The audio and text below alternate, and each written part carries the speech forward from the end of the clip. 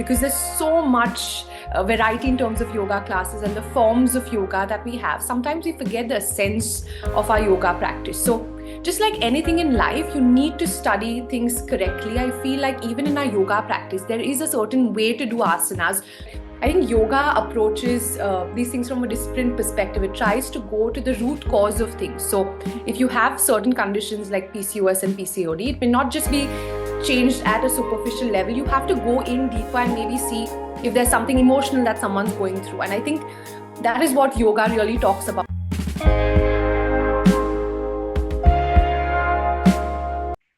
Vanakkam, Namaste, and hello everyone. Welcome to the 69th episode of Inside the Minds of Great Yogis. In today's episode, we have a very special guest, Nayomi. Nayomi is a highly experienced yoga teacher and has trained extensively in India. She taught in Mumbai, India before moving to London, where she continues to make yoga accessible to everyone while staying true to its traditional roots. With a wealth of experience working with large corporates, the NHS, private events, retreats, and workshops, she specializes in yoga alignment, bringing attention to detail and women's health. She's passionate about bringing authentic yoga practices to the West in a way that resonates with modern life, including integrating yoga into the workplace to enhance overall well-being. It is a pleasure to welcome Nayomi on the Inside the Minds of Great Yogis podcast. So let's give a big round of applause to Nayomi. Thank you, Swati, for the lovely introduction. So happy to be here. Hi, Nayomi. Thank you so much for joining me on the show. How are you doing today? Really good. Thank you for having me, Swati. Super excited to be here. It's my pleasure. I'm super excited to have you, and I look forward to hearing about your perspective of yoga. So, on that note, we'll get started. And the first question that I have for you is, how did your journey of yoga begin? So it goes really back to when I was about 8 or 9 years old. I remember my father was always into yoga, and he got into yoga because he had a lot of car accidents, and the doctors said that his spine took a really big toll, and he would have to take bed rest. And that's when my aunt introduced him to yoga, and I think I would see him improve his life right from not being able to walk and play with me to being able to do a headstand. And I'd be surprised to see the change in his life. And I think my father really put me into these kids batches. But like when you're a kid, you don't really enjoy these things or you don't understand the importance of yoga. So it would be on and off. And I think I got really serious or really engrossed into yoga when I was working in hedge funds, so in a finance corporate kind of job. That is my background before I got into yoga, and I would end up with aches and pains in my early 20s, and I was like, is this the real meaning of life? And I think that curiosity kind of got me back into yoga, and I think ever since then, shortly after I left my job and I went to study yoga full time. So it was, it started off early on in life, and then I think it really kind of resonated with me in the latter stages of my working stage. Yeah, thank you for sharing a bit about your yoga journey there and how you kind of got introduced to the practice.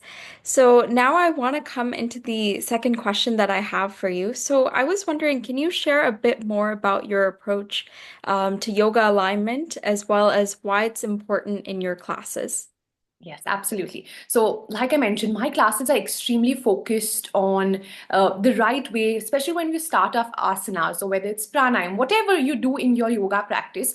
I think today's day and age, because there's so much variety in terms of yoga classes and the forms of yoga that we have, sometimes we forget the essence of our yoga practice. So, just like anything in life, you need to study things correctly. I feel like even in our yoga practice, there is a certain way to do asanas to get the most impact out of them. So it's extremely important the way your leg is positioned, the way your foot is positioned, the way your hand is extending upwards. That has a direct impact on how you feel even in the asana. So I think it's really, really important for us to realize that because there's so much information out there in terms of yoga, sometimes all we want to do is just quickly get into these poses, but it's important to spend some time to really watch ourselves in the pose, see how our chest is, how our back is, and all these things are really important. And I cannot emphasize enough on alignment and the correct way of doing things, because just like anything, if an incorrect input is put in, the output isn't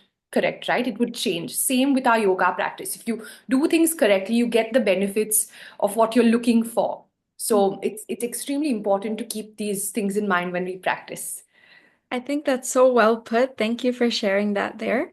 So, the next question that I actually have for you is, in what ways do you adapt traditional yoga practices to make them more accessible, especially for people in the West? Yes. So so now I was in India my entire life before I moved to London about 2 years back. And I think when I moved here, the way things are taught are quite different from the way you were traditionally taught maybe back in India, because classes over there would not always necessarily be just a 55-minute or a 45-minute class. Traditionally, when we would study under, our gurus or our teachers, you would have like a 1.5, 2 hour practice with them. So you really approach things in an intensive way. So there's a lot more that's taught in each class. Now, in today's day and age, so even my classes are sometimes just 1 hour long, and you have people coming from different backgrounds, and how do you make them all come to this state of quietness when they exit the class, which is really challenging, honestly, in today's day and age, when most classes are open to anyone. So you can have literally someone who's an extremely advanced practitioner and someone who's quite older in their practice as well. So I think adaptations come a huge way in these things. So you I use a lot of yoga props which make things accessible to a lot of people, keeping in mind the traditional aspects they would teach us back in India. So it's important to focus not just on the body, but also the breath, which is extremely important in our yoga practice. So it's not just about how the posture looks from the outside, or yoga is not just an exercise that I always tell all my clients. It's not just a workout, but it's more a work in, and it's more about moving internal, which is something that we shouldn't forget in the midst of a yoga class. So I think I always try and give important cues in my class that really put perspective into people's minds, because you're not just there in a yoga class to move your body, because that can be done through various other exercises. You're here to really learn things about yourself. So I try and kind of keep that when I move in my classes. Yeah, thank you for sharing that. And I love the distinction that you made about yoga, how it's not workout, it's more of a work in. And I definitely agree with that. It's not just about the postures, it's also about, the breath, taking Absolutely. care of your mind, all of that. So I think it's more of a holistic practice more Yeah, than it being a physical sort of approach. So thank you for absolutely. sharing that there.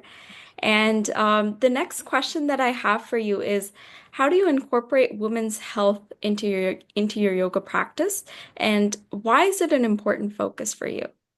Absolutely. So, if you ask me, I have specific women's health workshops and classes, or one-to-one online classes that I do for women, because I feel like ever since I've been surrounded by my sisters, my best friends, and a lot of people today go through a lot of emotional turmoil. All us women, we have a lot of fluctuations, issues with our periods. PCOD, PCOS have become more common than ever before, and I think there is a specific practice that yoga has to offer, especially for us women, because everyone's body, firstly, is different.